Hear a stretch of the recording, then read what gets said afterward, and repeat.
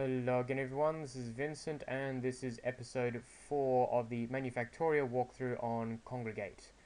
The next level I will be doing is androids. Alright, in this level we have to accept the string if it contains some number of blue, then the same number of red, and nothing after that. So say you just add n blues and n reds. So what I do in this machine is, first of all, I have my string and assume it's an accept string, like say 3 blues followed by 3 reds. So what I do is, first of all, I'm going to put a yellow at the end of the string. Then I go into this special kind of more advanced loop which I've made. Now what this does is, if it sees a blue or red followed by another blue or red, it follows the grey arrow up here.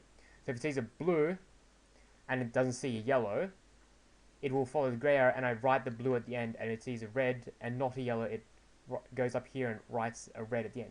So what this does is it copies the entire string unless except for the last symbol, because the last symbol has a yellow after it. So it's copying the string like that, but now I see my red yellow, so it follows this path.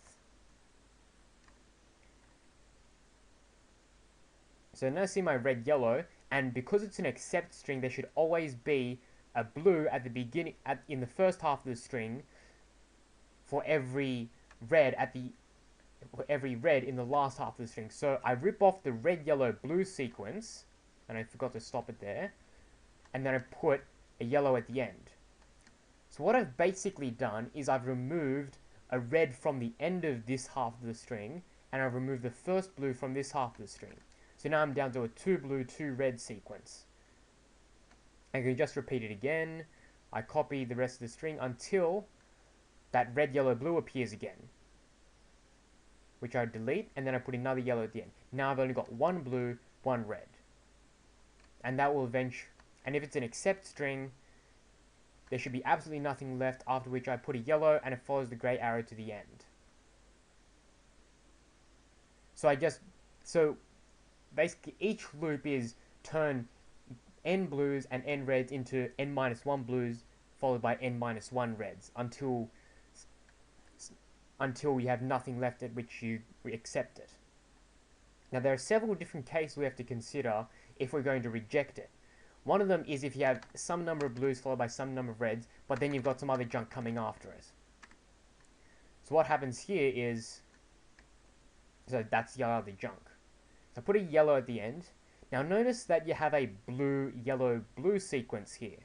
Now what happens is, eventually when I get to the end of the string, if I see a blue, yellow, that will tell me that that the string is for some reason ending in a blue. And remember, in the accept string, there's always one red at the end for every blue at the beginning. So if it ends in a blue, that means we should definitely reject it. There. And even if that ended in a red, it would just remove that red, yellow, blue, but it hit that blue there. So there's your blue, yellow, blue sequence, which I get rid of. The other case is if you have an imbalance in the number of blues and reds. Say you had 2 blues and 3 reds. What would happen here is, even though it will always end in a red and start with a blue, and I remove that red, yellow, blue sequence, and I remove another red, yellow, blue sequence, I'm going to have a red now, but I don't have any blues that it corresponds with. So it just follows the red, yellow, and then there's nothing after that. There's no blue at the beginning, which corresponds to that red, which I looked at. So it follows this grey arrow. If there were any more reds after that, it would follow this arrow to the floor instead. So this is a fairly elegant solution with not too many moving parts, but it is quite tedious because every time we have to copy the string and we only remove 1 blue and 1 red.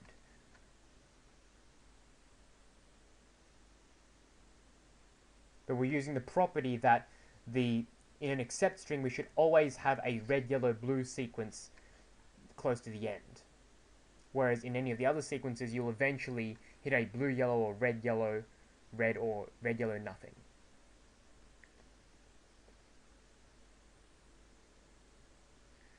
Alright. The next level I will be doing is Roborockets. Alright, in this level we have to take our string, then we have to swap the blues for reds and reds for the blues. So what I do here is, first of all, I have my string, and then I put a yellow at the end. Then I go into this kind of loop, which is similar to the one I had in RoboStilts, where every time it reads, in RoboStilts, every time it read a blue, it wrote a blue at the end. Every time it reads a red, it writes a blue. Red, sorry. But in Roborockets, instead, we have to swap the colors. So now I have a blue writing pointing to the red arrow, and a red writer pointing to the blue arrow. So every time it reads a red, write a blue. Every time it reads a blue, writes a red. So what it basically does, it kind of inverts the entire string. That is, until I hit the yellow, which I put at the end of the original string.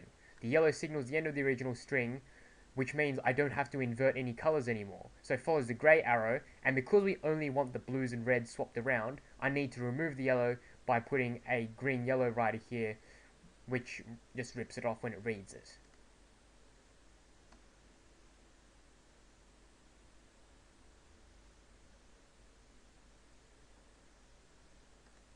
Alright, the next level is Roboplanes.